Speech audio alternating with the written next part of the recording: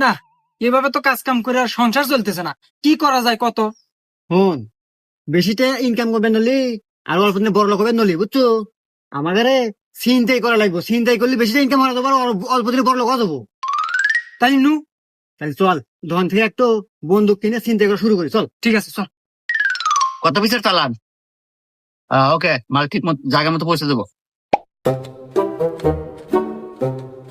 ভাই, একটা মেশিন লাগবো, বর্তমান বাজারে যেটা চলতেছে, ওই যে 9mm পিস্তল আছে না, ওইটা দেন। ও, বুঝতে পারছি, দিতেছি মাল।